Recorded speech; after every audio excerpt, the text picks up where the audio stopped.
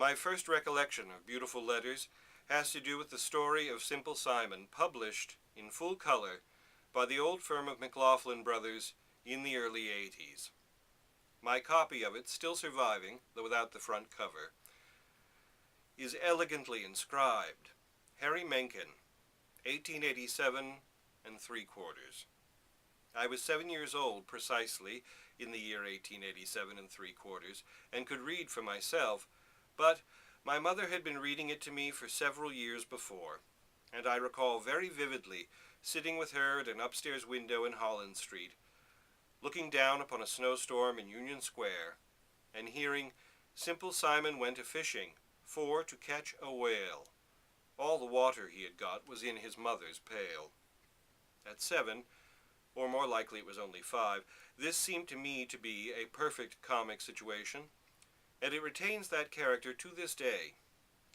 Indeed, I sometimes suspect that my lifelong view of the American yokel was generated by poor Simon, though he was, I believe, a British subject.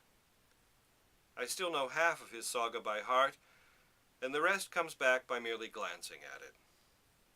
Most of my other primordial literary recollections also derive from the excellent books of McLaughlin Brothers.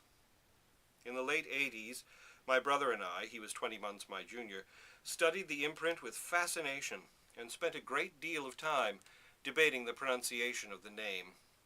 We finally settled on McLaughlin, and so it remains to me, though maybe something else is correct.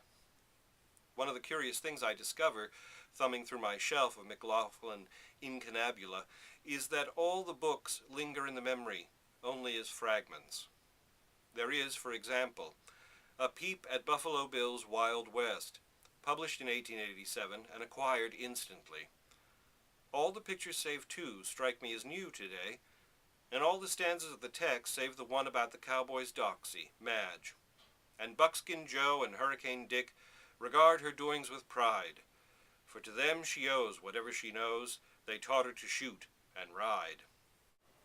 Again, there was a mysterious miscellany, apparently of English provenance, though part of it was American, which contributed a single distich. No fiddle never played a jig with the bow 10 miles away. I remember these lines as clearly as I remember Now Lay Me, and alongside them in my memory floats the excellent colored picture by L. Hopkins that faced them, and further on in the book I recall with equal clarity a drawing by Gustave Doré, showing a clown and his wife coddling a child that has fallen in the arena and is spattered with blood. But beyond that, the contents are as new to me today as a volume just off the press. By what power or process is it decided what we are to recall and what we are to forget? I have never heard an answer. If one ever comes, it will tell us a great deal more than we now know about the way in which the likes and dislikes, the ideas and feelings of mankind are hatched.